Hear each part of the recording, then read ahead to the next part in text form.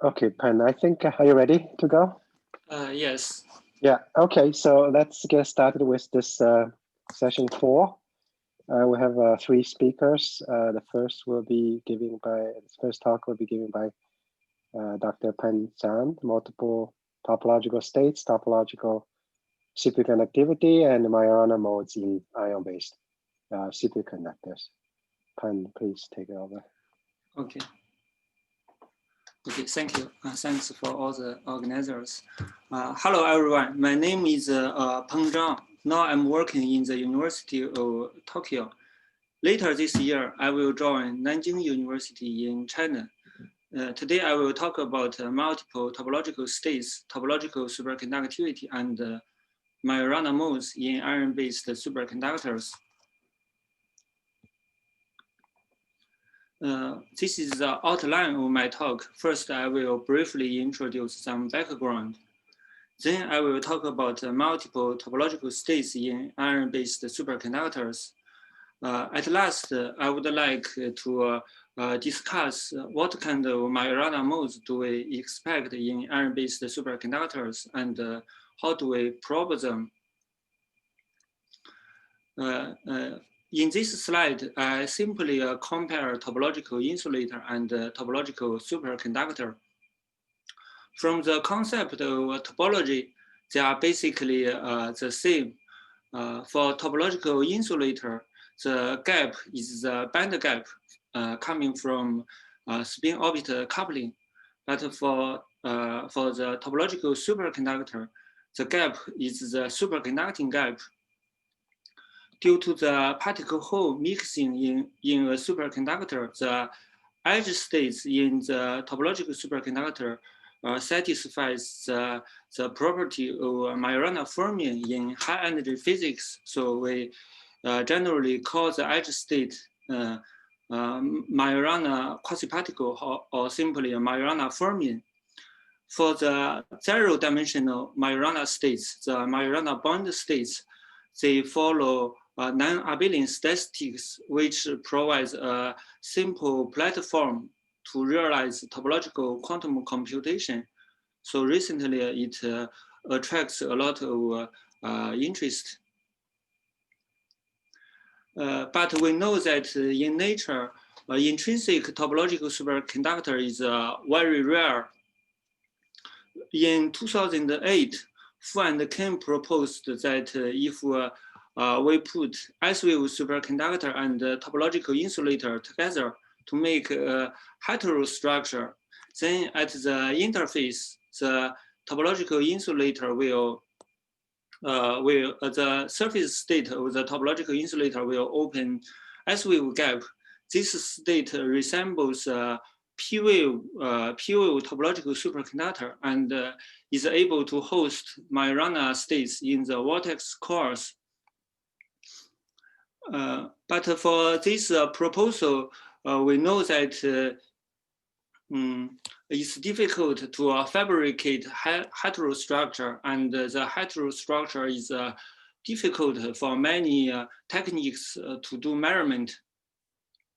Also, this proximity effect can only take effect to the surface state. It's difficult to get homogeneous induced superconductivity for the bulk bands. We know that there are also many interesting topological bulk bands like dioxide metal, wire metal. These topological states cannot be induced to a topological superconductivity with this method. If we can find a superconductor which intrinsically hosts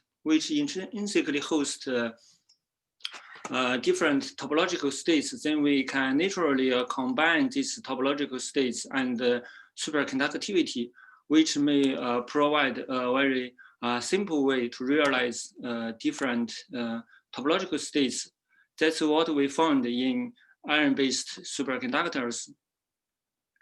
This is a simple band structure for the iron-based superconductors. The band structure near Fermi level mainly comes from iron 3-2D. from the iron arsenic or iron selenide layer. Before, people mainly resolved the 3 T2G d orbital bands near gamma point. In 2014 and 2015, we started to realize that there may be topological states in this material, in the material of iron, tellurium, selenium.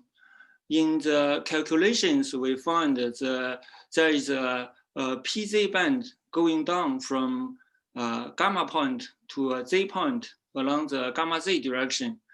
The key is that the PZ band has a minus parity, while the 3 T2G d orbital bands have plus parity.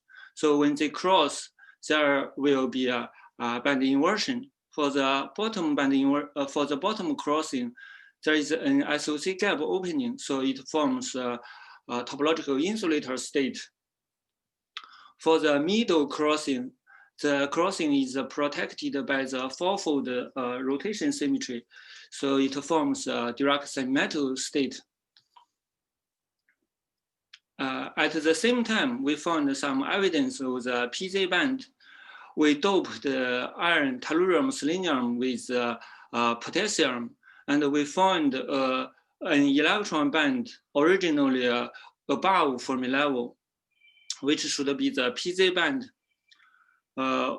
From the KZ measurement, we also see some signature of the PZ band going down from gamma point to Z point, but we cannot directly resolve the surface state at that time. The reason is that the energy scale for this SOC gap is very small. In the calculation, we found it's about 20 millieV, while the energy resolution for most RPS is about 10 millieV. So it's impossible to distinguish this Dirac cone in such a small energy scale. In the University of Tokyo, we have a very high resolution RPS, which can reach a resolution of less than 1 millieV. So with such a high resolution RPS, we can resolve some feature that cannot be resolved by a synchrotron RPS, like for the arsenic Rashba state. So we used this system to study this iron, tellurium, selenium. We directly resolved Dirac cone band structure with a p-polarized light, which is sensitive to p orbital bands. If we change the photon polarization to S, which is sensitive to the dxz orbitals, we only see a parabolic band. So the band structure should be like this. We have a parabolic valence band, and on top of this band, there is a cone structure. We can we can directly resolve this feature from raw data. If we take a closer look at this small region from this raw EDC data, we see that there are 2 peaks. The lower peak is similar to this, is the parabolic band, and the upper one is the lower Dirac cone. We can also use curvature or second derivative to increase the contrast. Then the data is more clear. The parabolic valence band, dxz valence band, and the lower Dirac cone. Also, this valence band is consistent with the valence band observed with the S-polarized light. So we summarize the band structure here. We have a bulk valence band from DXZ, mainly from DXZ orbital. And on top of this band, we have a cone structure. We also measured the photon energy dependence of this state with a synchrotron, low energy synchrotron. The energy range is from 7 eV to more than 30 eV. but the energy resolution is much worse than our high energy resolution in the lab, high energy RPS in the lab. So we cannot distinguish the details of this cone structure. But at least we see that this state exists for all the photon energies we measured. So this suggests the surface origin of this cone structure. A more direct method to confirm this surface origin of this cone structure is the spin polarization measurement. Actually, this is the most difficult experiment in this project. Since the spin polarized RPS, the efficiency is very low. It took me more than half a year to optimize the energy resolution and to figure out the proper configuration. At last, I found clear data. We see that near Fermi level, there are spin polarized states. At slightly higher bending energies, there is no obvious spin polarization. For this spin polarization, it switches sign from below the Dirac point to above the Dirac point, from the left side to the right side. So this is consistent with the surface, the spin polarization of the topological surface state. So confirming its surface nature. The last piece for topological superconductivity would be the Iso superconducting gap of the surface state. This should be easy to understand, since we know that iron-based superconductor is has a Iso gap in the bulk, so the surface should naturally also have Iso gap. Indeed, we focus on this small surface from surface, and we observe no obvious isotropy for the gap. Then we conclude from the Fouquet model that iron-based superconductor, the surface of iron-based superconductor is topologically superconducting. Besides iron tellurium, selenium, we also checked other structures of iron-based superconductor. We found that lithium iron arsenic is another promising material. In the theory calculations, we see that this band inversion of the PZ band and d orbital bands is very obvious. In the experiment, we first checked lithium iron arsenic with 3% cobalt doping. We can directly see the 1 Dirac cone. But if we look closer, look carefully to this data, we see there seems another Dirac cone above Fermi level. So we remove the Fermi function of this raw data, and indeed we observe another Dirac cone. And we compared with the calculation, we find the lower one is the topological surface Dirac cone, and the top one is from the Dirac semi-metal cone. Also, it's very easy to dope lithium iron arsenic with more cobalt. So we further checked 9% cobalt doping.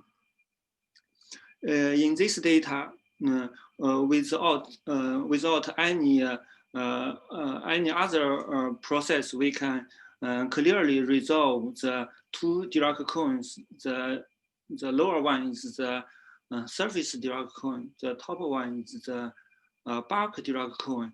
This data, if we compare with the calculation, they are basically the same. We also checked the spin polarization of the 2 Dirac cones, and we found the spin polarization is consistent with a simple KP model. We also go back to the we also go back to the topological dioxide metal state in iron, tellurium, selenium. Since this Dirac cone, the bulk Dirac cone is above Fermi level, we cannot directly resolve it from RPS, but we found some indirect evidence. First, we found that the DYZ band, which should be a bulk band, but we see some partial spin polarization. We found that this spin polarization should be induced by this cone structure. Also, we measured the magnetoresistance of this material, and we found a very good linear magnetoresistance up to 30 Tesla, which also suggests the existence of bulk Dirac cone in this material. Okay, in the last part, let's discuss what kind of Majorana modes can we expect and how do we probe them. In this slide, I summarize what kind of topological superconducting states can we have. So we have two different topological states in this material: topological insulator state corresponding to a surface Dirac cone, and topological dioxide metal state corresponding to a bulk Dirac cone. So which, if we can shift the Fermi level, for example, if the Fermi level locates near the surface Dirac cone, then the physical property will mainly dominate by this surface Dirac cone. If we can shift the Fermi level to the bulk Dirac cone, then the property, physical property, will be mainly dominated by the bulk Dirac cone. So if the Fermi level is located near the surface Dirac cone, then in the superconducting state, we will have a surface topological superconductivity according to a Fouquet model. Also, if we dope the material to put the Fermi level near the bulk Dirac cone, since this bulk band structure may affect pairing, so in this case, we need to discuss different pairing. If the interorbital pairing dominates, then the gap will be S-wave, similar to normal iron-based superconductors. Then on the set surface, we know there will be a Fermi arc for Dirac metal. Then this set surface will be topologically superconducting, same as the Fouquet model. But in this paper, the authors found that for topological Dirac metal, there is some special orbital pattern because of this PD hybridization near the Dirac point. Then this orbital pattern will favor interorbital pairing. In this case, we can expect the nodal gap along the KZ direction. It's a triplet pairing. And on the side surface, at the side surface, we will have Majorana flat bands. From this different topological superconducting state, we can expect different Majorana modes. For this topological insulator plus Iso superconductivity case, first we expect Majorana bond states in the vortices. Also, if we can deposit a magnetic domain on top of this material, then we can expect Majorana chiral modes along the domain edge.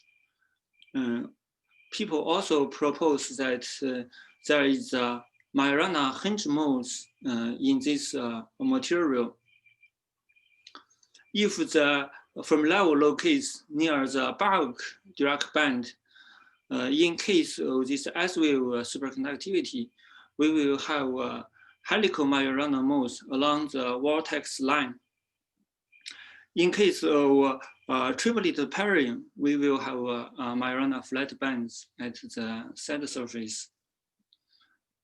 how do we probe this Majorana mode from experiments?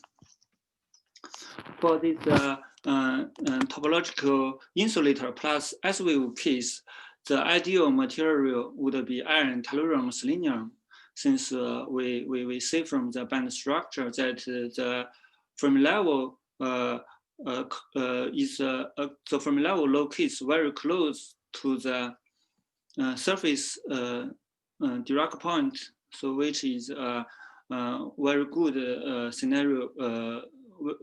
Very good scenario for the Fouquet model. For the parent lithium iron arsenic, it's not a very good candidate because in the experiment I found that the Fermi level lies in between the two Dirac cones. It does not cross any of them. So if we want to study this topological insulator plus S-wave case, we need to shift the Fermi level down to cross the surface Dirac cone. There are already many experiments on these Majorana bond states in the vortex cores. People observed well-defined sharp zero base peak in the vortex cores. It has some very special property which can only be explained by the Majorana states. Also, some group they observe some evidence of the helicos, one-dimensional Majorana states in this material. For example, in this paper, people observe some signature along the domain edge. They observe the constant density of states inside the superconducting gap, which most likely comes from the one-dimensional Majorana states. In this paper, people observe some zero base peak in the transport measurement. Also, there are some proposals to detect the chiral states with the transport measurement. In this geometry, if we flow current in different direction, we will see some difference due to the chirality of these Majorana states. For the superconducting Dirac semi-metal case, the ideal material will be an electron-doped iron, tellurium, selenium. We need to electron dope this material to shift the Fermi level to cross the bulk Dirac cone, or we can study lithium iron arsenic with cobalt doping. We see that with 9% cobalt doping, the Fermi level lies very close to the bulk Dirac cone. For the superconducting topological Dirac semi-metal, if it's S-wave, then we expect Majorana modes along the vortex line. We may see some signal from thermal conductivity. We will see linear temperature dependence and linear magnetic field dependence. If it's triplet pairing, then due to the nodal gap and the flat band, we may see some evidence from NMR, penetration depth, STM, or tunneling junction for this flat band. Okay, these are my collaborators. Without their help, it's impossible to finish this project. Okay, that's all. Thank you. Thank you very much. It was a very nice talk. Any questions, comments? I have one question. Yeah. Go for it. Hi, thanks for a nice talk. If you were to go to your previous slide, yes, where you proposed certain techniques to probe the, if you go to your previous slide. Yes. the one like right before the conclusion. I was wondering if you propose some of these bulk probes that are proposed to detect these modes, but somehow I got an impression that these modes are only existing on the surface or the boundaries. Do you think they can actually give dominant signatures? Which one? You mean like thermal conductivity or NMR? Yeah, this is not surface topological superconductivity. It's the it is the bulk Dirac band become superconducting. So it's a bulk topological superconductivity. Then we need the bulk measurement. Okay, I see. Sorry, I was confused earlier.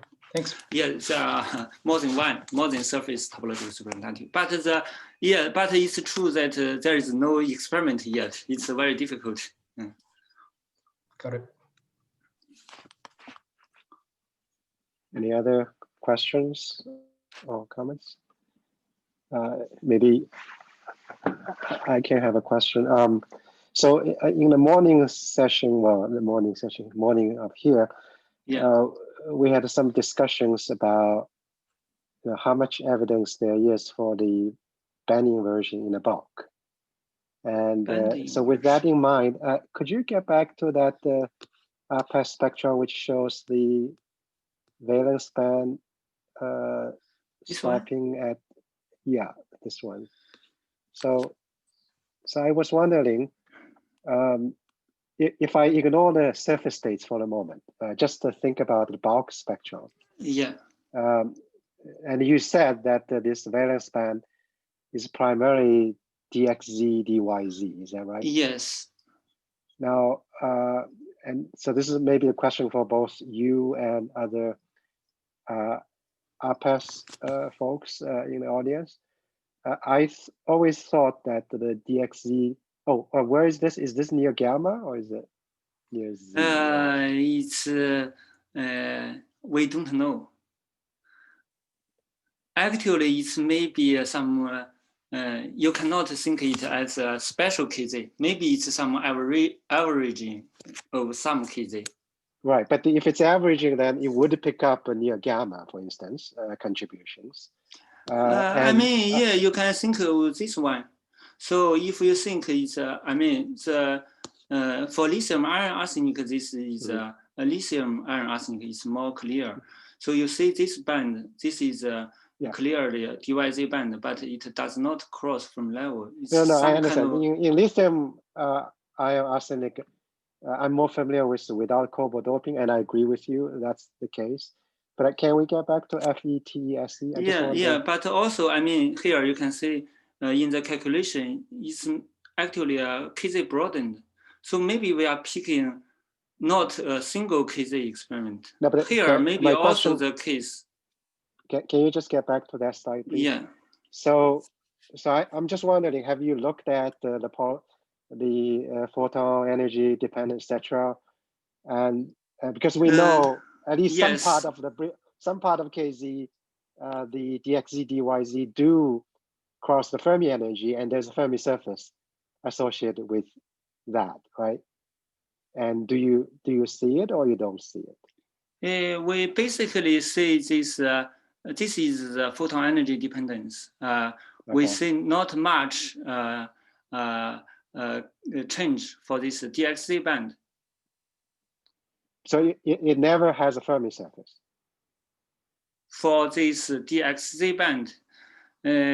But I mean, after band inversion, it's... No, I understand. I mean that because the above Fermi energy states RPAS doesn't really see it, right? So so the band inversion a bit harder to determine. I just want to understand the RPAS that I'm familiar with does have Fermi pockets near gamma associated with DXZ, DYZ band. So maybe again the question, since it's part of discussion, to you and to the other RPAS specialists, is there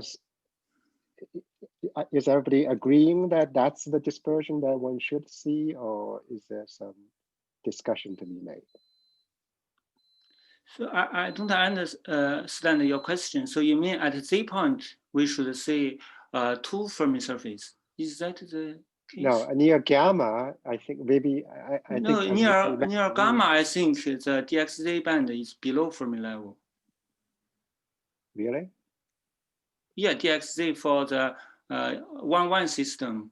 Iron selenium also below No, Fermi level. yeah, so the 50-50%, there's always a Fermi pockets associated with. Yes, that's DYZ pocket. The DYZ is here.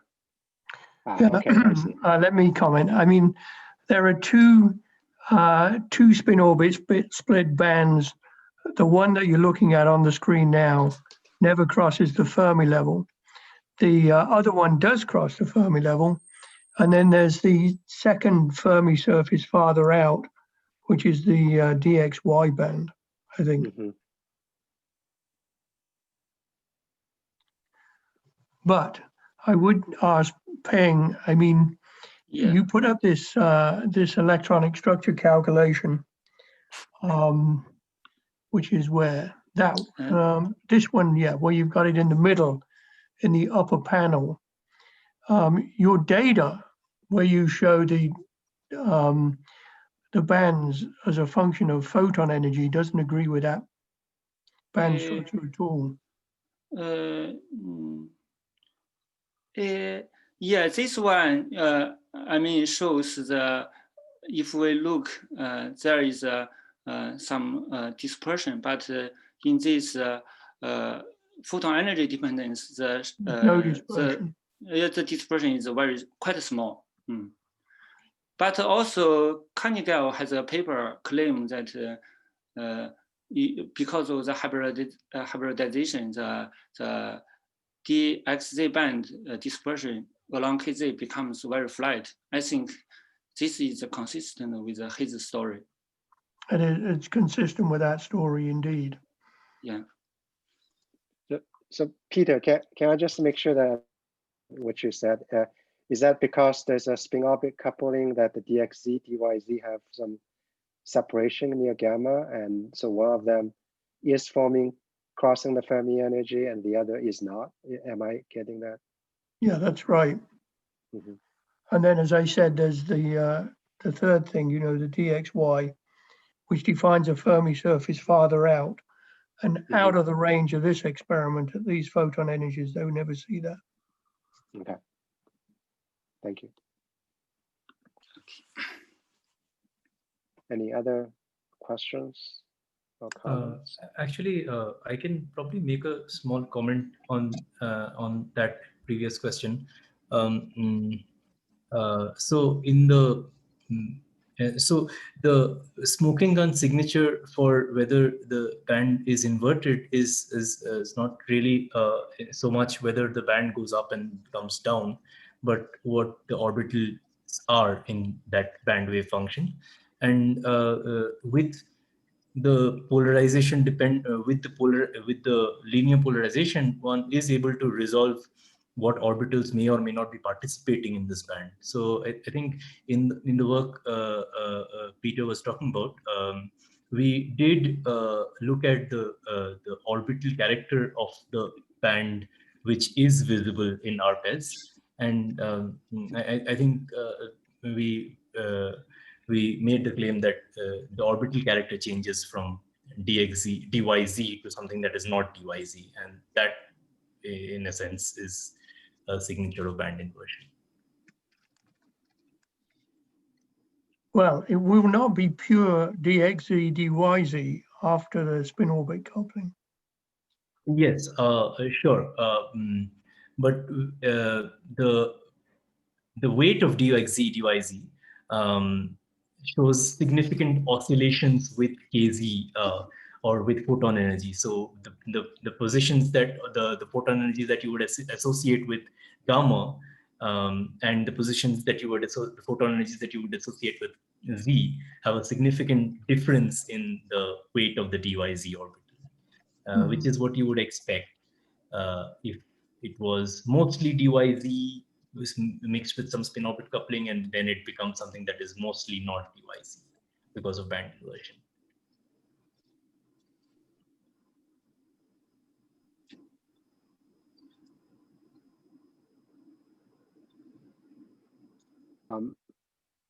Maybe I can even follow up on that. So the band inversion is supposed to be between D and the P state. So is the PZ state is ever seen? Also, I can mention that in lithium iron arsenic, the band inversion is very clear. We observed that. But for this 1,1, it's the PZ band is not did not show a clear dispersion along the in the KZ. Okay, but where is the PZ band in this? For lithium iron arsenic, I can show. Yeah.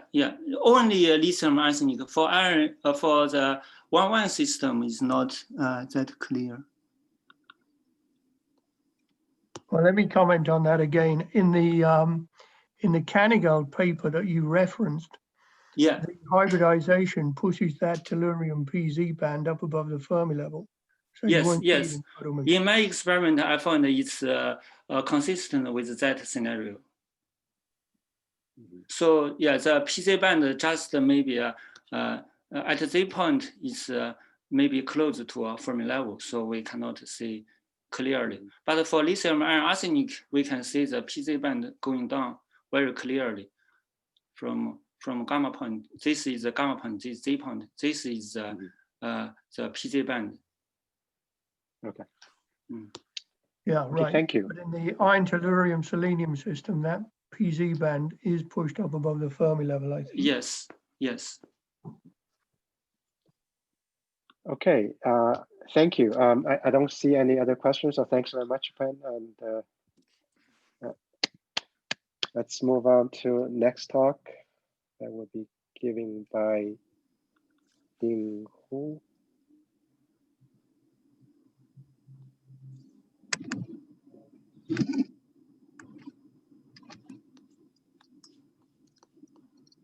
Okay, so it will be this next talk is by Ding Hu from Hangzhou Normal University, and he will speak about magnetic quantum criticality in phosphor-doped barium 122. Ding, please. Thank you, Chimia. Can you hear me clearly? No, I cannot hear you.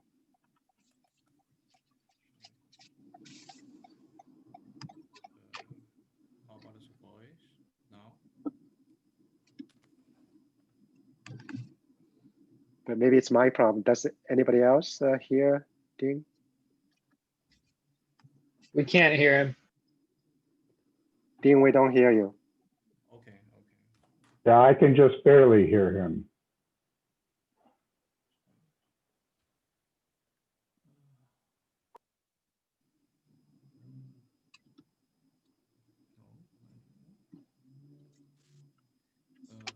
How about now? Not yet. About the same.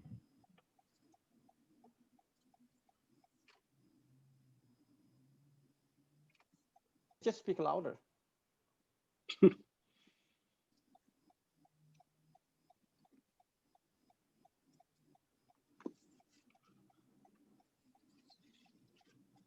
I see you. Okay, but there is no voice. It's very quiet. Okay.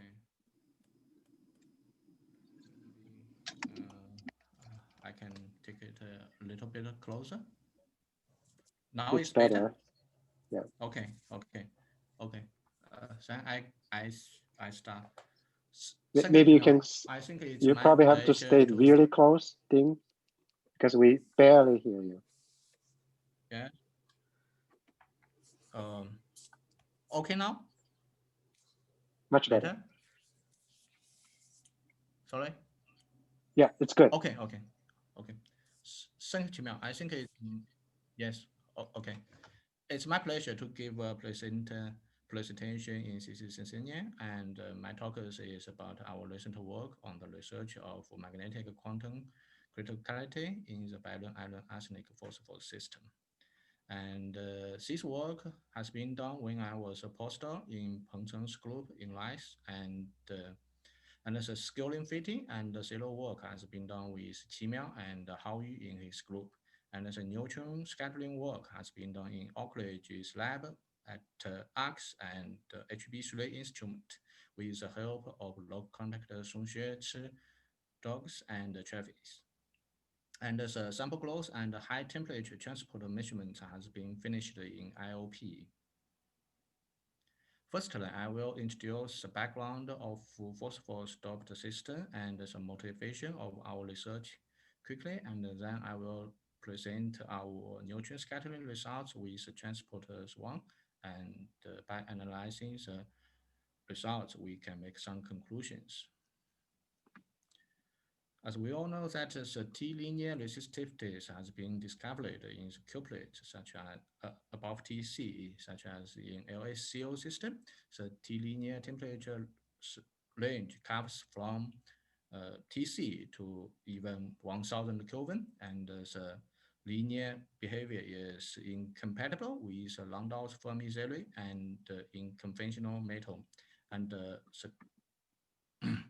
and concerning the reason of this strange resistivities, temperature dependence, there is no consensus on the microscopic origin, but in the similar compound, the optimal LSCO samples, inelastic neutron scatterings experiment has found that there is omega of T scalings, and it points to that it may be the magnetic quantum critical point, which is responsible for the breakdown of molecular behavior.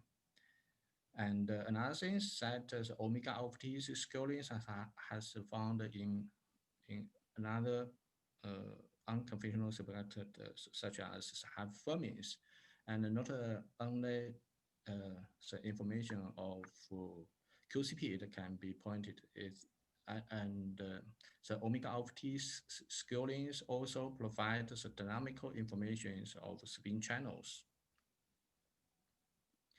And in the research of iron nuclides, lots of work has been carried out. For example, in the cobalt and nickel doped barium 122 system, there was found that in the optimal doped sample, there is and in the normal state, the resistance and is linear with temperature. And let's have a look of the cobalt doped sample. It's around 0.6 or 0.06, and for the nickel doped one, it's about 10% nickel is doped, 5% nickel is doped, and the exponent is becomes 1. And further experiment to measure the pneumatic susceptibilities in cobalt system point to the divergence of pneumatic susceptibilities, and it means that maybe in the systems there is a pneumatic QCP, and but at the same time, MNR's experiment measurement on the nickel doped system, it's point to QCPs, and the first one is maybe the magnetic QCP, and the second one is pneumatic QCP. But in different from the nickel and the cobalt doped system is so phosphorus doped 122 systems is quite clean, because the phosphorus doped is the position of phosphorus doped is in the arsenic position, and it will not introduce disorders in the iron plane. And by the experiment, the quantum oscillations can be observed in the even heavily doped samples, and in the resistance and in the resistivity measurement. They can find that the residual resistivity is pretty small in the doped samples. And from the resistive, we can see that over not only a wide temperature range, but also a wide doping range. There is a linear temperature resistivity. And by analyzing this transport result, Masuda's group get us a non-formulated area in the phase diagram clearly, and we can find it is a V shape of the non-formulated area, and the measurement of the penetration depth found there is a peak around 0.3 compound. And and another one is that the measurement of effective electronic mass found that there is a diverging chance from the overdoped site.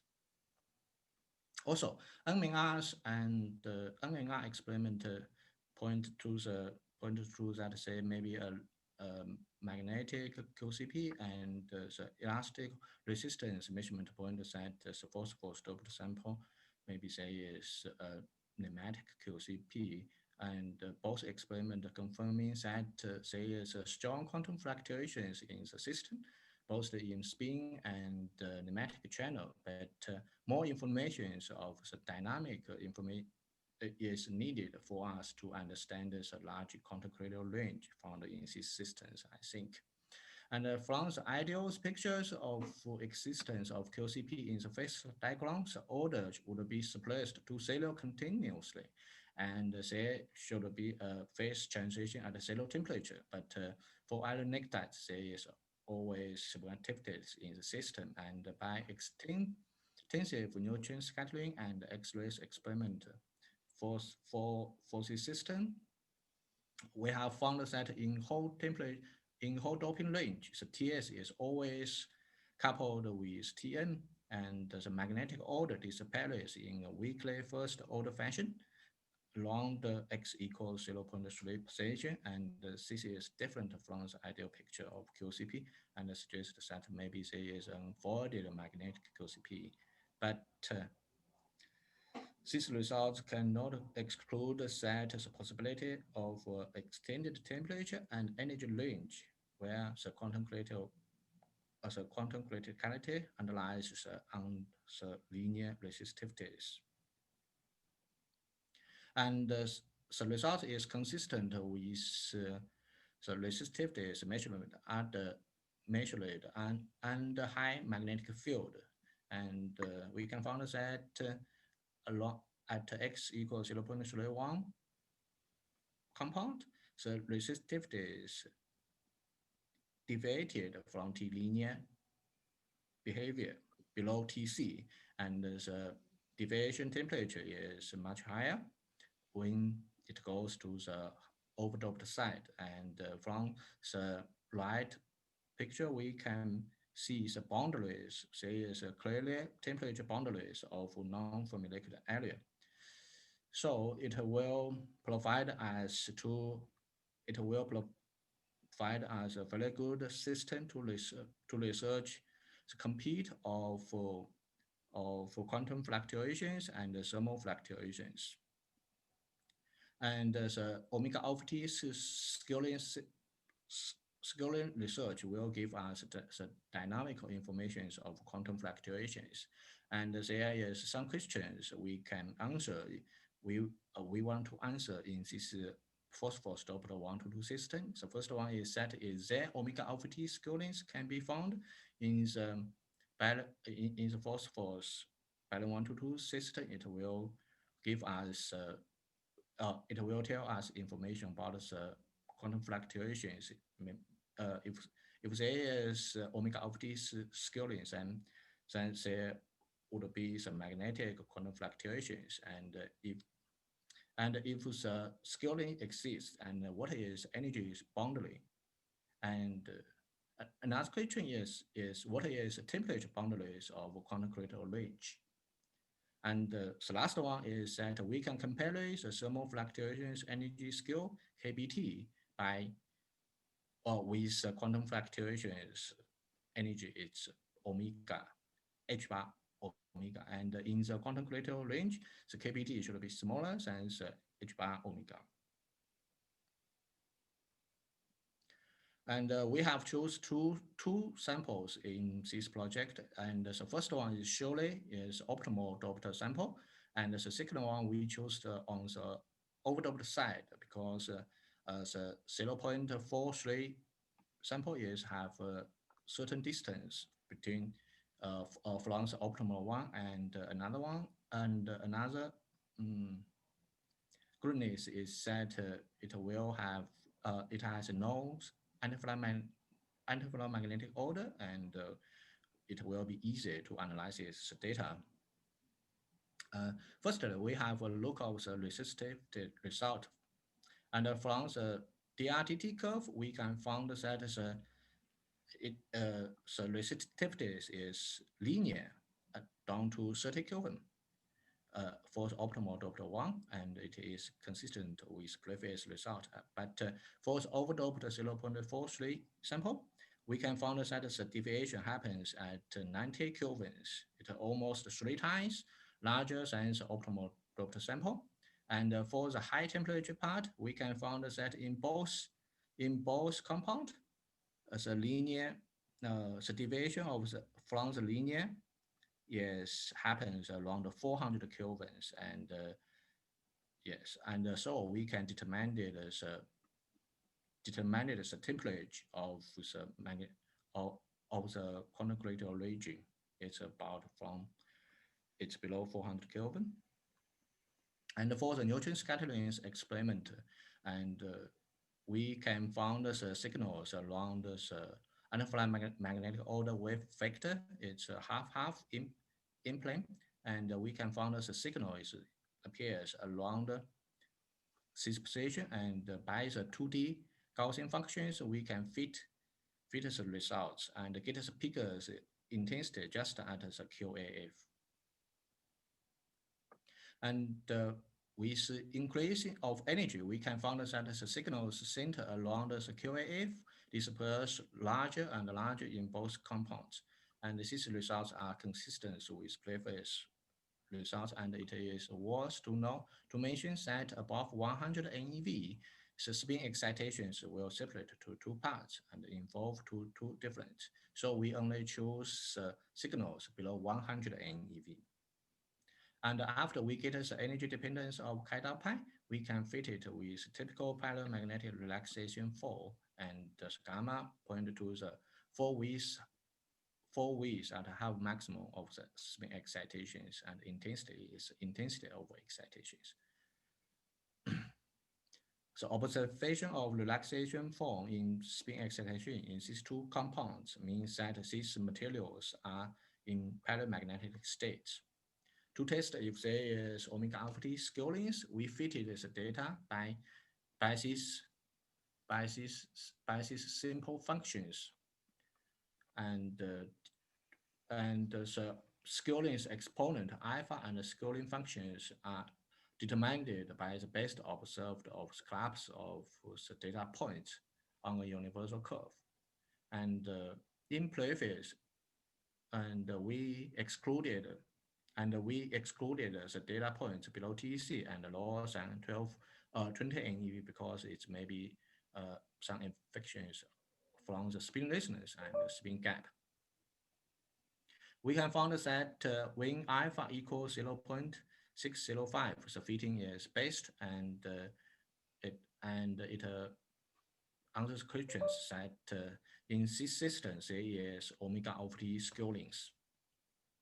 And we found that the fittings range is large. It's from the omega alpha t range is from 1.1 to 110. And for the low energy parts, it seems that some points and from the curve, deviate from the curve. And we carried out trip axis measurement and normalized the data.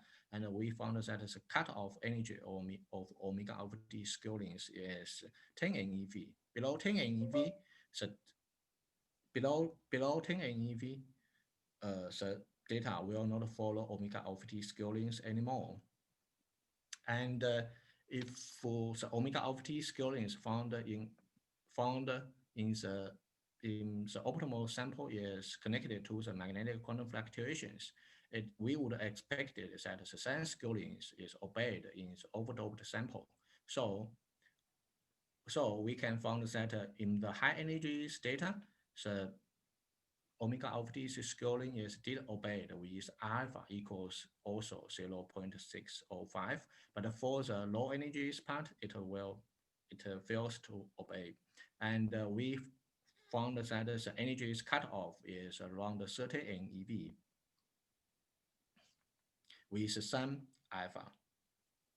So we can find that in the quantum critical range, quantum fluctuations is computed with thermal fluctuations, and we can determine and we can fix the roughly energy scale, and for the from the resistivity measurement, we can find that for the optimal doped sample, the deviation temperature is around 30 Kelvin, and for the overdoped sample, it's 90 Kelvin.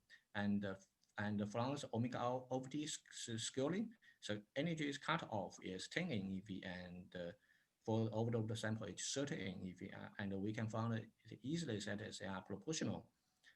There is a proportional relationship because between these two energy scales, and the ratio of these two energy scales is about pi, and h bar omega is indeed larger than the kBt, and I think and we think that this factor, this pi, is important to filter zero works to understand quantum criticalities, and and it is worth to compare it, and it is worth to mention and compare our results with other systems with disorders, and in the platinum doped European couple systems, there is also omega of T scalings and T linear resistivities results, but it is still unclear that the quantum criticality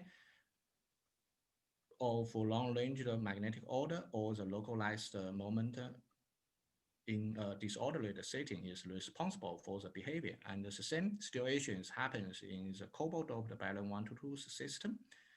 There is also omega of T scalings, but there is a short range antipolar magnetic order appears before it appears, so it is also unclear that it is antipolar magnetic QCP or spin glass QCP. And it is also worth to mention that in the previous report of the cobalt-doped phosphorus doped barium 122 system, there is omega of T scaling, but we need to know that this energy range of these omega of T scalings is just below 10 in EV, and in our research we found that below 10 in EV there is no omega of T scaling, so it may be from the disorder induced by the chromium doped. Okay, I think it's time to make some conclusions. Is that we can find a universal omega of T scalings in the phosphorus doped barium 122 system, and at the boundaries of the quantum critical range. We found that the low energy, the low temperatures of T linear resistivities scales with the low energy boundaries of omega T scalings by a factor of pi. And the dynamic information is from the from the spin channels found in the omega of these scalings were linked to the T linear resistivities. And another thing, and the last thing is that the upper temperature limit of quantum critical range in these systems is around 400 Kelvin. Okay. Okay. Thank you very much, Dean, for a very nice talk. Any questions, comments? Jung Hao, please. Yeah, so very beautiful work. So I have questions. So you show some data of the copper doped, and then you say that it's also showing an omega T scaling. So I wonder how, for example, like how cobalt dope or nickel dope look like, and then do they also show omega T scalings, and do they have for example, like a different low temperature cutoff compared to the upturned phosphorus? As I know, I think there is no reports of the nickel or cobalt doped. And I remember that in our group, they maybe done some research on the nickel doped barrier 1 to 2 system, and they failed to found this omega optic scaling, I think. So you mean for the entire range, or it's just failed below a certain temperature? I don't know the details, but they didn't report us. Yeah, the data. I mean, the data wasn't good enough. I mean, the range and stuff wasn't sufficient to conclude. I see. Yeah. So the reason why I'm asking this is because in the elastoresistivity measurements of the pneumatic accessibility, the difference between the cobalt dope and phosphorus dope is that for the cobalt dope, below a certain temperature range, you will start to see some deviations from the perfect Curie device. So I mean, one simple explanation is that the disorder give you a low energy cutoff of this behavior. So just wonder if we can compare notes in the cobalt dope case and then the phosphorus dope case in this, and then seeing the same kind of cutoff. Yeah, for phosphor dope, they seem to be much more robust. Right. Yes, and another thing is that for the omega over T scaling is effective that the low energy range may be indeed affected by the disorder. So for the nickel doped, maybe the energy range will be limited. But for the high energy part, we don't know. Right, but it looks like you said that there's a previous publications on carbon dope, right? I think we also have some data for the carbon dope, so maybe we can go look at that and then make a comparison. Any other questions, comments to Ding's talk?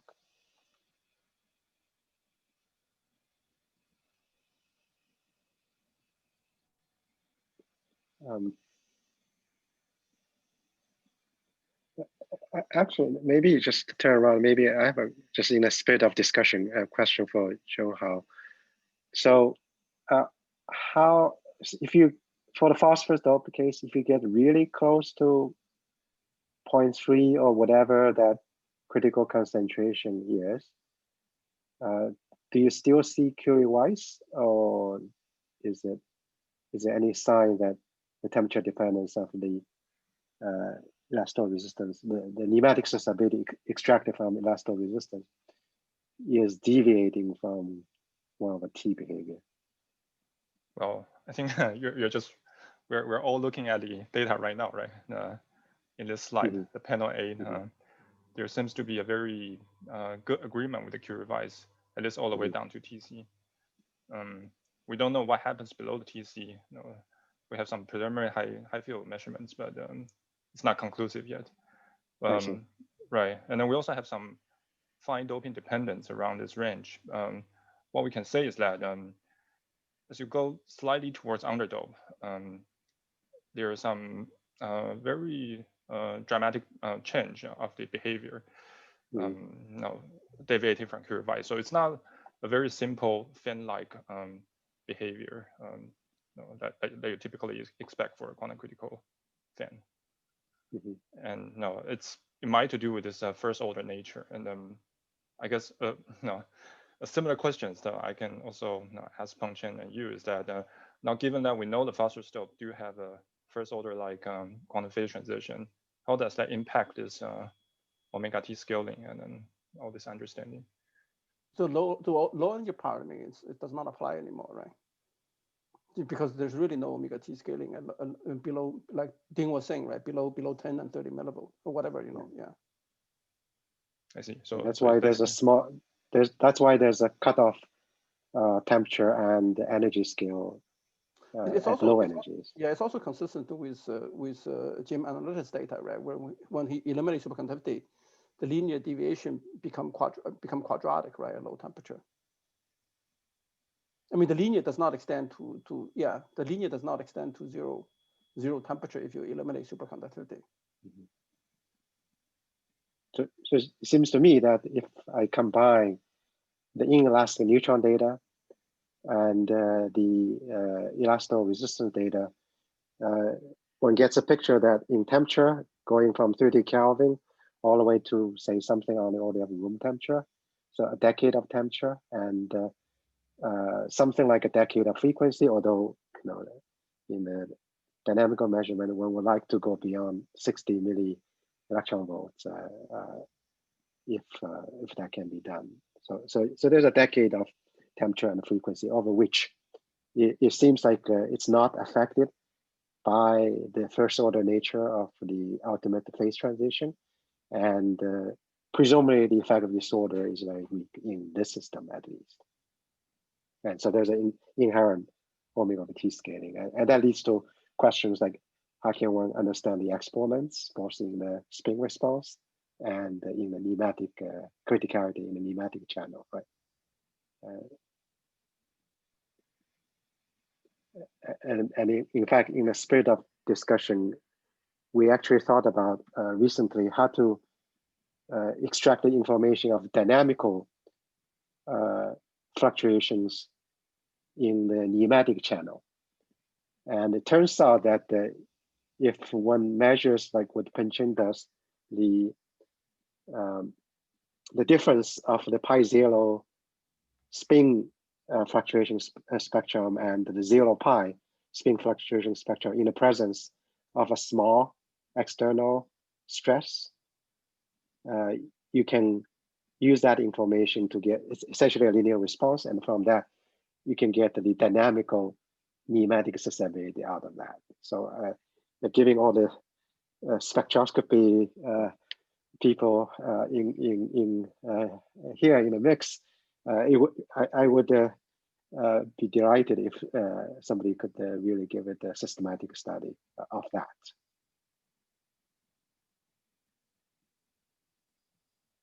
So I think maybe since there's no further questions, comments, let's thank Ding once again for a nice talk. Thank you. And let's move on to next talk, which will be given by Iso. I understand Yu is under the transition from UC Berkeley to Zhejiang University. Oh, okay, all right. So are you seeing my screen? Thank you, Jimiao. We see your screen, yes, but not the slides. Yes. So this is okay. Right. Are you seeing the slides right now? Yes, we do. Okay, great, wonderful. All right. Yes. So maybe let me just introduce you further. Yes. The last talk of the session will be given by Iso. Title is Pneumaticity in a local moment ion chalcogenide, the potassium ion silver tellurium system. So please, you. Yeah, thank you, Jimiao. It's truly a great pleasure to be able to present at this wonderful symposium after a decade of research on ion-based superconductivity. So the topic of my today will be focusing on this local moment system which exhibits pneumaticity. My name is Iso, and I'm from Zhejiang University right now. This work, however, was mostly done during my postdoc at Berkeley, and the results are mostly described in these two publications. All right, first off, I'd like to thank all of my collaborators. The experiments were done at Oak Ridge National Lab and also NIST Center of Neutron Research. The samples were provided by Chadmir Petrovich's group at Brookhaven and also Edith Bourret's group at Berkeley Lab. And we also had collaboration from Beijing Normal University. So as we all know, there are several different phases in the ion-based superconductors. And their parent phases are somewhat different, actually. These 11 system and the 122 and the 11 have parent phases that exhibit pneumaticity while being metals, whereas this alkaline metal ion chalcogenide system have parent phases that are insulators with some kind of ion vacancy order. So the compound that I'll be talking about today is hopefully will provide some kind of a bridge between the parent phases of these two apparently rather different systems. All right, so pneumaticity, I'm sure everyone here is all very familiar with this topic. It was first revealed through resistivity measurements under strain. And the proposals for understanding this behavior is either a spin pneumatic, in which you have spin correlations that break the forward rotational symmetry, or you have orbital ordering breaking the same symmetry. And experimentally, you see actually both phenomena. Either you see inelastic neutron scattering, you see this anisotropy of spin excitations as 1, 0 and 0, 1. And in our case, you see a splitting of dxy and dyz and d xz orbitals along the gamma x and gamma y directions. So a common feature of this electronic pneumaticity is basically you apply a very small perturbation, and very often this is strain, and you see a rather large response in some kind of electronic response, either spin or electronic structure. And another important question in this field is the role of electronic correlations. And since very early days, we know that these materials are intermediately correlated, similar to the lightly doped cuprates. And however, compared with cuprates, there's an additional degree of freedom, which is the orbital dependence of the electronic correlation. The xy orbital be much more correlated to the information of the other orbitals. There's also a system dependence from the falsified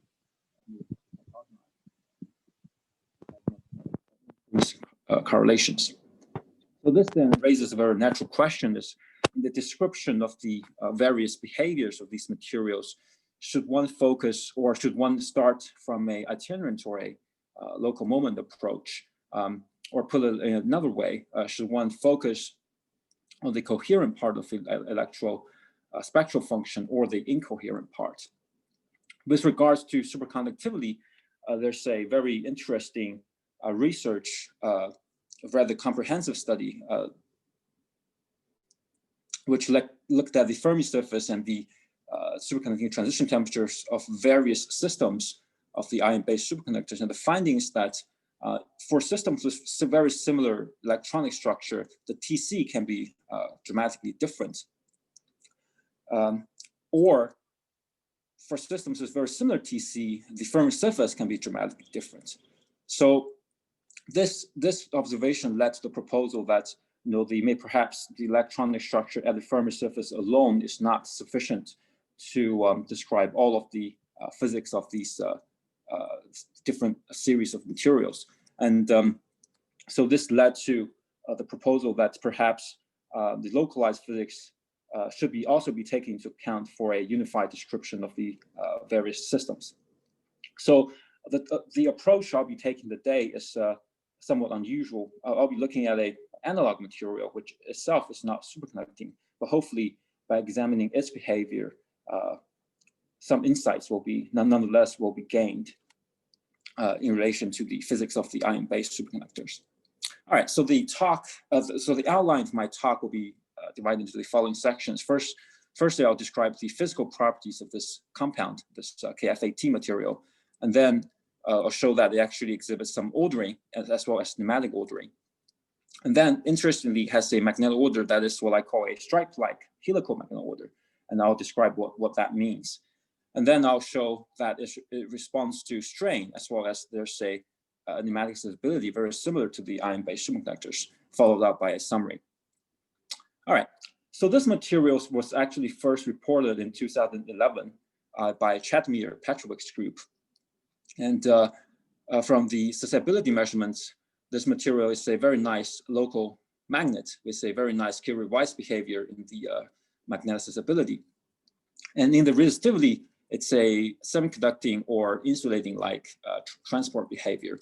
And then ARCUS was also done on this material, showing a sizable gap of several hundred MeV below the Fermi level. And in addition, we have also carried out optical measurements of this material and show that there's no Drude peak consistent with the RPS measurements. And in addition, this optical measurements are actually bulk sensitive.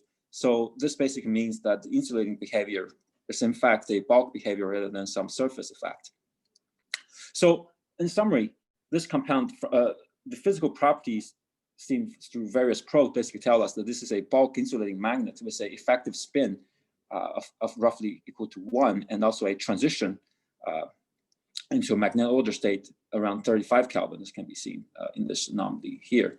All right, so the crystal structure of this compound in the initial report was suggested to be isostructural to the 122 compounds, for example, barium iron arsenide. And when you look at the powder data, for example, it actually fits very nicely with this structure. And in this structure that was initially proposed, the silver and iron atoms are disordered. But this seems to be at odds with the fact that this system exhibits long-range magnetic order, because if you have disordered magnetic and non-magnetic ions, then it's a bit unusual, it seems, that there can be long-range magnetic ordering. And then we thought of a related work that we have done during my PhD at Rice with Punching and Qimiao, which is we looked at this compound, the sodium iron copper arsenide. What we found there is that even though when the powder diffraction, even when you do powder diffraction, it can be described by a disordered system. When you measure it with single crystal, you actually see the transition metals are actually ordered. So this basically suggested to us that even though despite the report from the earlier work, the iron and silver in this compound may very well be ordered. So this then led us to do a single crystal measurement on this material, and indeed we saw a whole bunch of superstructure peaks. All of these additional peaks away from the grid points are actually superstructure peaks. So this basically led us to show that in fact, there is transition metal ordering in this system, and they are basically can be described. This superstructure peaks can be described by two kinds of mirror domains, with the iron atoms forming this kind of 2x2 block structure, which are separated from each other by these silver atoms, which are non-magnetic. So this structure is actually very similar to the 245 phase in the alkaline metal iron phosphate. This phase, for example, potassium iron. You see, we basically have the same kind of structure in itself. However, Can you be closer to the mic? Is it good? Is it good now? This is okay. This is very good now. Yeah, thank you. Okay, all right, yeah. So, so basically, they have the same kind of unit cell, but in the 245 phase, the ion blocks are much closer to each other. They're actually directly connecting, but in this case, they're much further apart. All right. So, so in addition to this structural ordering of the iron and silver, I actually have evidence for a pneumatic order in this system as well. So before going into the data that we have, I'd like to review the results in the case of the barium iron arsenide in single crystal studies. So in single crystals, you actually have 4 types of structural domains shown on the left here. And then when you look at the diffraction pattern in the AB plane, then you actually see that depending on where you measure, you have quite different patterns in the reciprocal space. For example, at 220, you have these 4 peaks, which are organized this way, whereas at 200, you have 3 peaks organized like this. So they're quite different.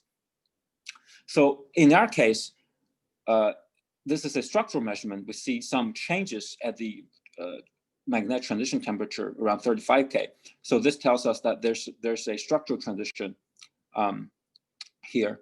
And then when we do various scans at 200 and 220, very much similar to what was done in the case of the barium iron arsenide, what we saw was that there's clear splitting along the 220 transverse and longitudinal directions, whereas along the 200, only the transverse direction shows some clear broadening, whereas along the longitudinal direction, there's very little broadening, little or no broadening. So this basically led us to propose that the structural transition that occurs in this compound predominantly happens along the iron-iron direction. And it's the same kind of structural distortion that happens in the ion-based superconductors, which is that the two directions, one of them becoming 1 minus delta times some original lattice spacing, and the other becomes 1 plus delta. And then by fitting the actual peak splitting, we're able to extract the magnitude of this distortion, and it's basically 10 to the minus 3, which is in line with all of the other ion-based materials. They're all in the same order of magnitude. So this is something that's quite interesting to us, and basically suggests that the structural transition that we see in this material is very similar to the ion-based compounds, the ion superconductors, and suggesting that the same kind of pneumatic order is at its origin. All right, so so then when we look at the magnetic order, it's actually quite different.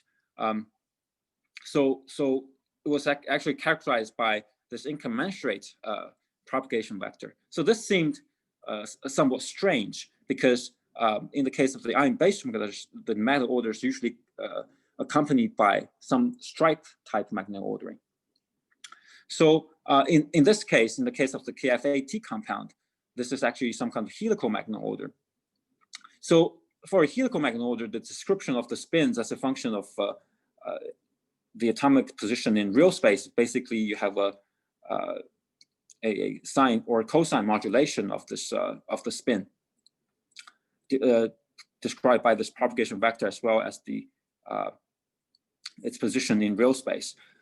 However, there's also a additional phase factor that you can play with when you have more than one spin in the unit cell. So in this case, we have 4 spins in the unit cell, and if this phase factor forms a stripe type configuration, then what happens is that when you look at the structure of overall, is that even though when you look at the same site across the whole crystal, for the same site, it's actually modulated in a helical fashion. But when you look into each block, they actually form this stripe-like configuration within each block. So this is what I mean by a stripe-like helical magnetic order. So this then gives additional evidence that this is indeed very similar to the ion-based superconductors. Even though this helical magnetic order, it also has some flavor of the stripe spin configuration seen in the ion-based superconductors. And then we have also shown that there's another additional connection between these systems, which is that in the case of the ion-based superconductors, the distortion is elongated along the antiferromagnetic direction and contracts along the ferromagnetic direction. And we saw our detailed analysis basically shown that this is also the case in this KF8T material. So in addition, there's some additional similarity, which is a bit nuanced, but let me try to go through it nonetheless. So here we show some magnetibility measurements of this material. So this is a directional measurement with different fields applied along different directions. So we see that the in-plane direction seems to be isotropic, whereas the C direction seems to drop a lot more in the ordered phase. So this seems to suggest the C-axis is an easy axis. However, when we apply a strain to between the sample, we actually see that the in-plane direction, the A-axis, the A direction also drops a lot compared to the B-axis. So these two results basically suggest that this is actually an easy plane system spanned by the in-plane A-axis as well as the out-of-plane C-axis. So this is actually also similar to the case of the ion-based superconductors. And the way that it is basically shown here in this polarized inelastic neutron scattering measurements. Here, the A-axis is lowest in energy because that's where the ordered spins lie. And then we look at the fluctuation spectrum. You see the C-axis polarized spin waves are actually lower in energy.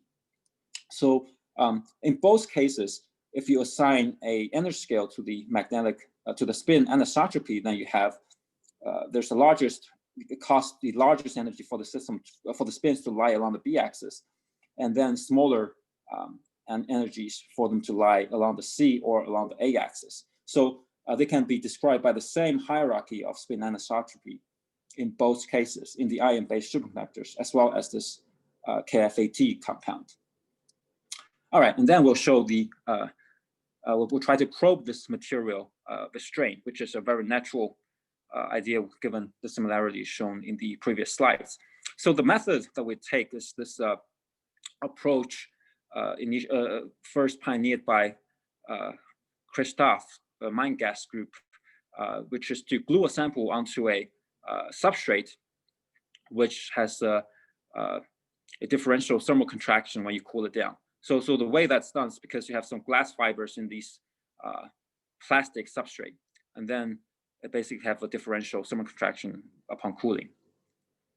So the first thing we saw is that when we measure this with neutron scattering, rather than broadening of these peaks, as shown before for the twin sample, you actually detwin the sample. Because when we measure two orthogonal directions, you see one of them moves to a smaller scattering angle, and the other moves to a higher scattering angle. And then when we look at the magnetic peaks, we also show that they become detwined. So one of them is much more has much more intensity. So both the structural and magnetic measurements show that the sample is detwined. So strain effectively twins this material. And then we look at the structural distortion. So we compare with the freestanding sample, show that the structural distortion is kind of smeared out, even though you can still see a clear kink here.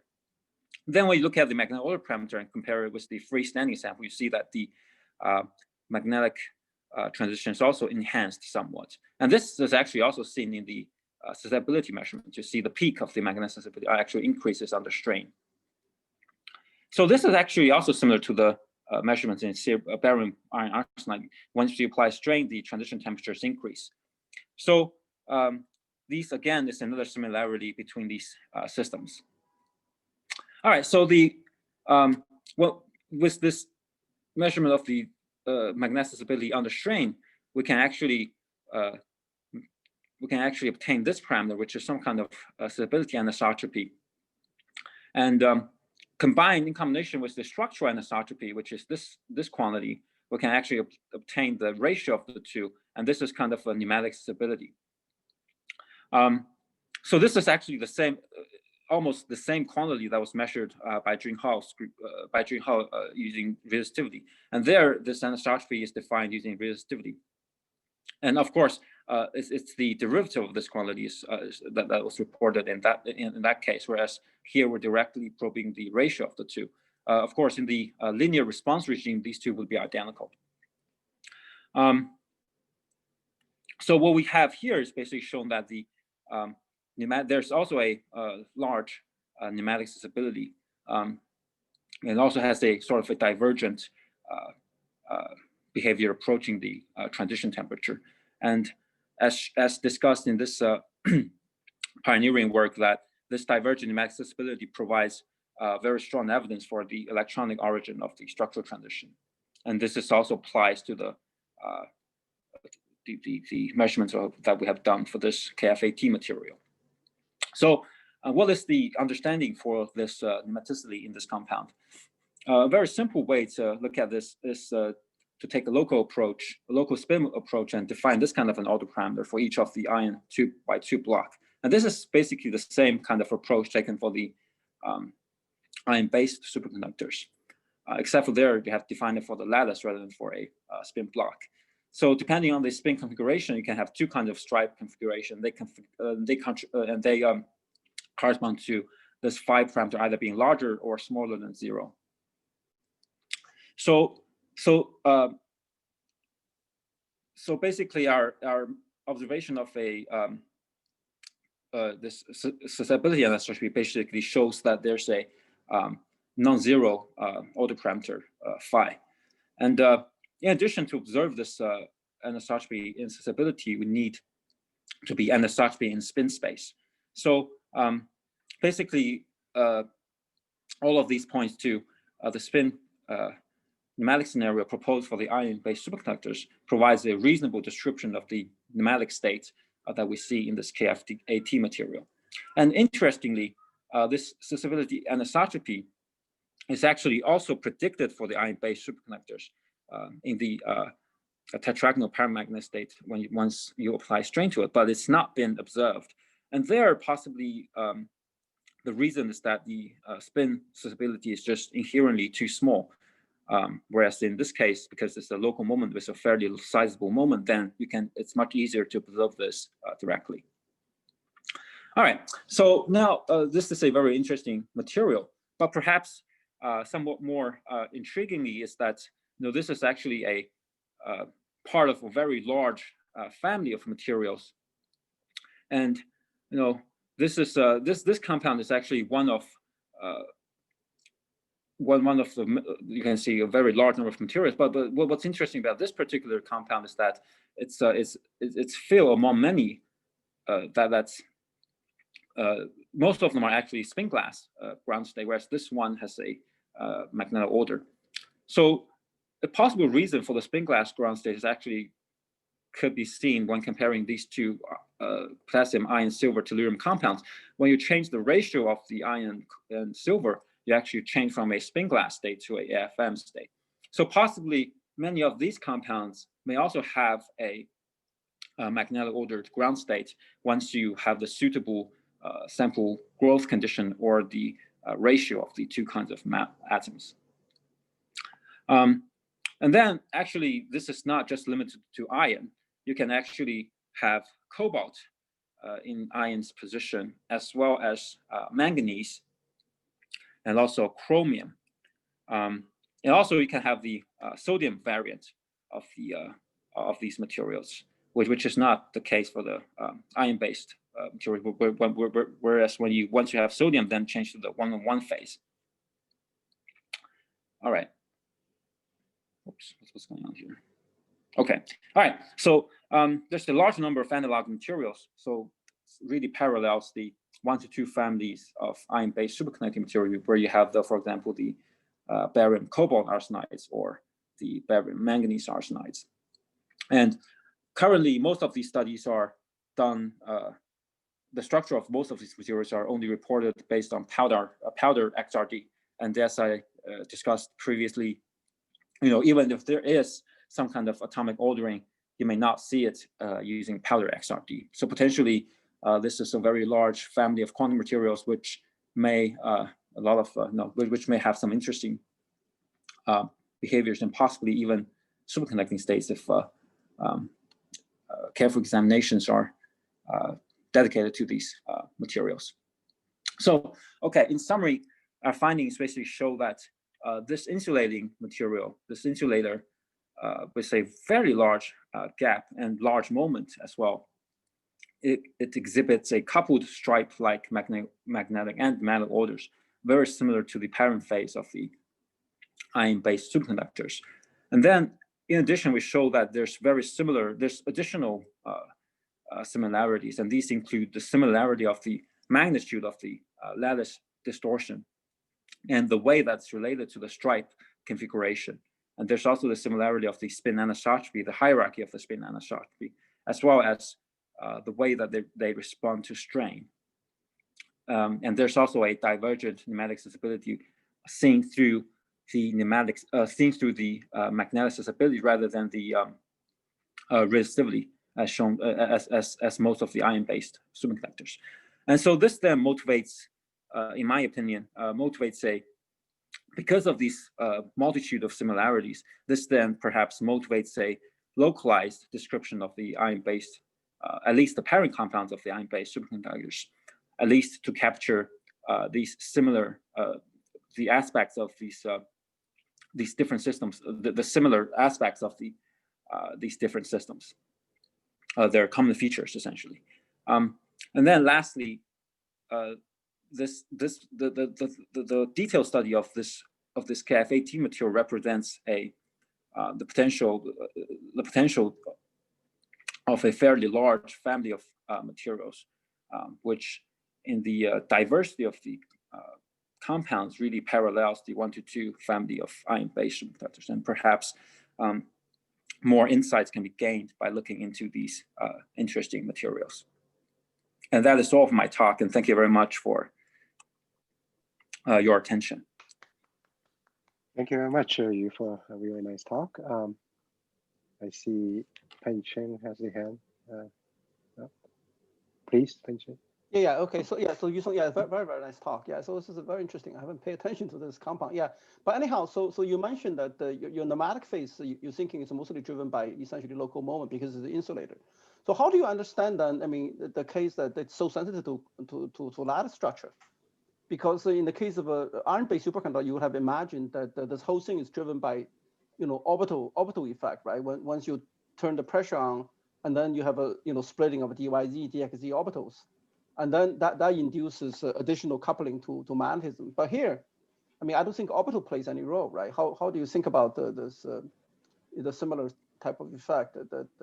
Actually, the other thing is that can you actually see spin dynamics differences between 10 and 01 in terms of very similar to the case of iron pnictide? Is that also seen? I mean, you haven't shown any elastic data, so I don't know whether that's. Yes. So So the second question. Whether you have different pi 0 and 0 pi fluctuations. So that basically corresponds to this. Once you have a non-zero disorder parameter phi, then you have the difference between those two types of fluctuations. Mm-hmm. So the fact that we see some anisotropy in the magnesibility is kind of an indirect evidence of that. Okay. Yeah. So we have attempted inelastic neutral measurements of this material, and we do see some anisotropy, but the data quality is not. I mean, in the older state, it's very clear that there's strong anisotropy, but in the paramagnetic state, the data quality is not as good as the baryon 122 that was measured. Yeah, and then to the first question, whether there's orbital degree freedom, I think the orbitals are very likely involved. It's just that the current measurements do not directly probe the orbital degree freedom. Oh, so you think there's also strong spin-orbit coupling? Or? Yes, so very likely, I think there's also a orbital ordering, possibly at the transition temperature that occurs at the same, concomitantly with the other, with the structural and the spin ordering. But that has not been probed. Mm-hmm. Yes. Yeah, okay. So the way to measure that, perhaps RPES may be a bit difficult because of the insulating nature of this compound. So I've been thinking about doing some X-ray linear dichroism measurements to directly look at the occupation of the two orbitals. Okay, thank you. Any other question? I have one question. Yeah, so for this compound, it's apparently like you refer as insulator, and in the meanwhile you have this kind of cycloidal or spiral, this kind of spin order. So I know that for the type 2 multiferro, you have this kind of cycloid order, right? You can get this K and cross product with this kind of propagation like a vector, and eventually get a polarization. So I wonder, that does that mean this compound is also multiferric, or of course that depends on the details of the spin texture. So I wonder whether this is true or not.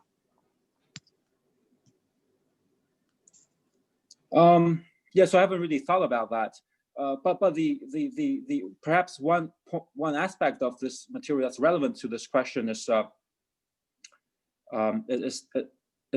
this compound is actually chiral. The structure of this material is actually chiral. So perhaps this is something to actually think about. So if you look at this mirror, if you look at the structure of this compound, it's actually chiral. So even though when you consider only 2 dimensions, this material is basically these two domains are mirror planes of each other. But once you look at once you consider the tellurium atoms, which actually are situated in between these transition metals, they're actually either all above or either all below the plane for these ion 2x2 blocks. You can again see that just by counting the number of the distance between the Manhattan distance between these two these blocks. You'll see that they're all either above or below. So that makes the structure itself chiral. So yeah, seems so. And then the structure itself is quite low symmetry. So perhaps there, I mean, so DM interaction is certainly allowed.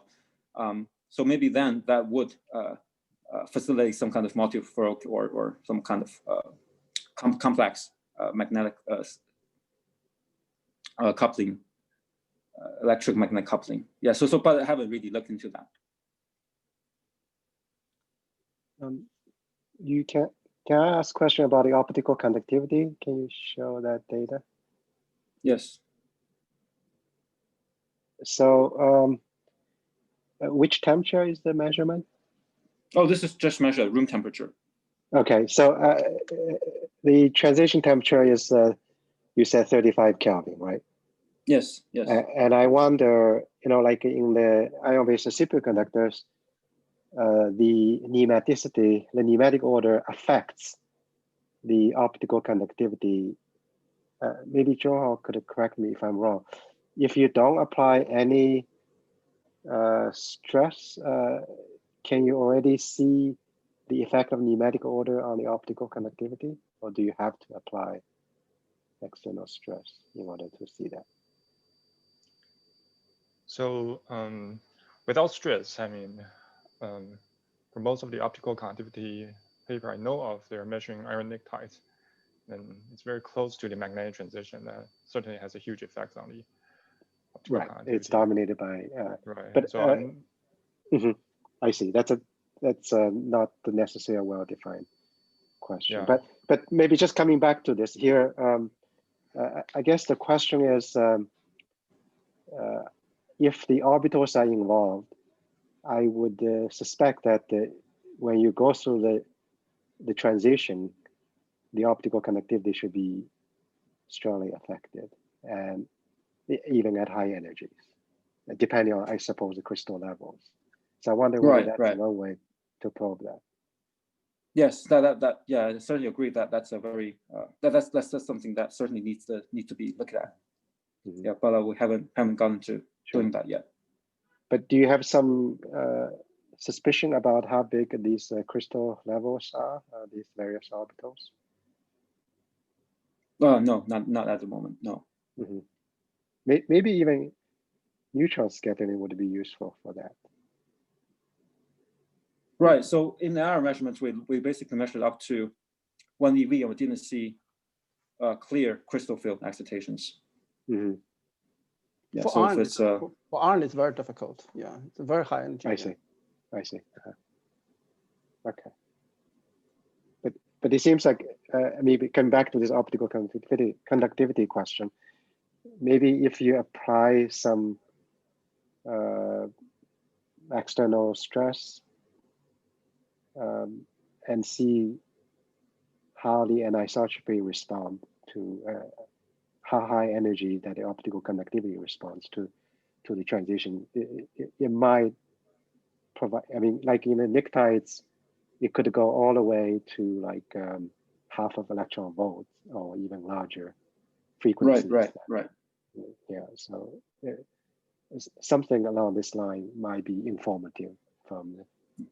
Yes, I agree. Thank you. This is a very good suggestion. Yeah. Mm-hmm. Well, we'll try to look at that. Mm-hmm. Okay.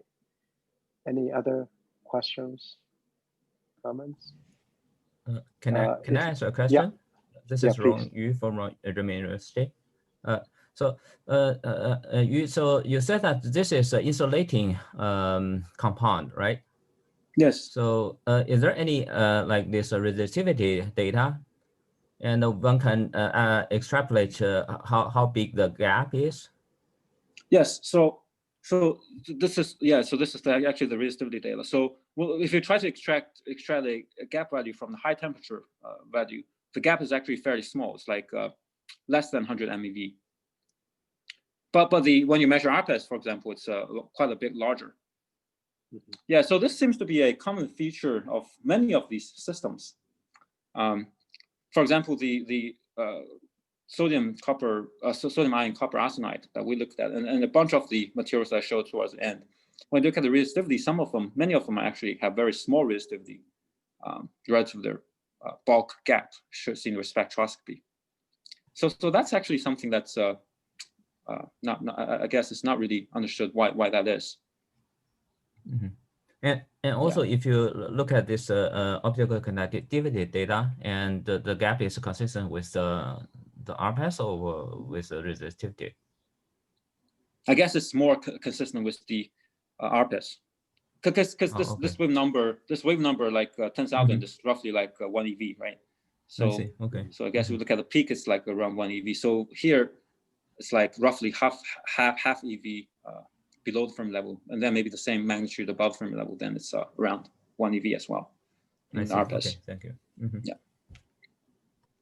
So I know Johanna has raised her hand, but can I quickly follow questions on the resistivity?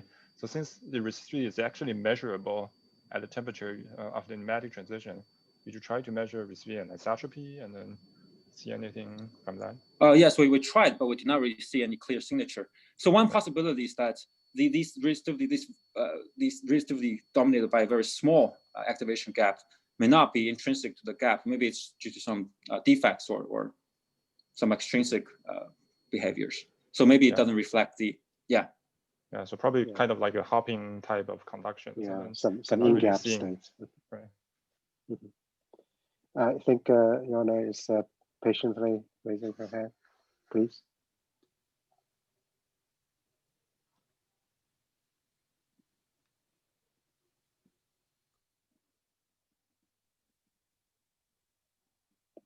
Are you still there?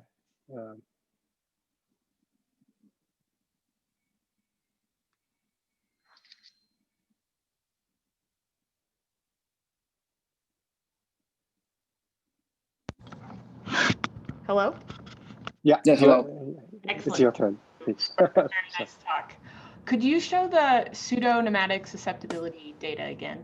I was just wondering, below the transition, I noticed it changed sign. Do you have any motivation for why? Because you don't see that, I think, in the, like, say, 122 systems. Yes. So a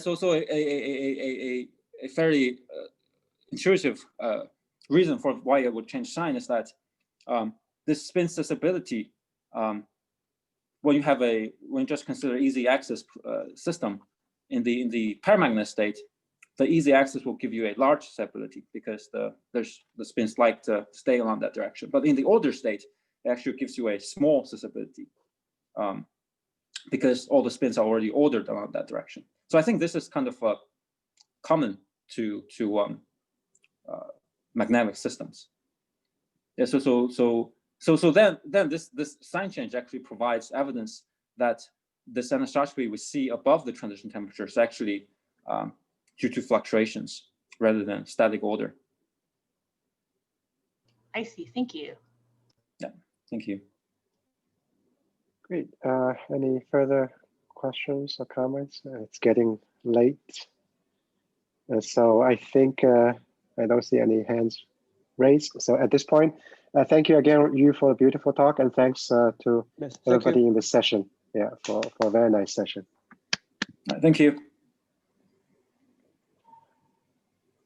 All right. Is Ming still here?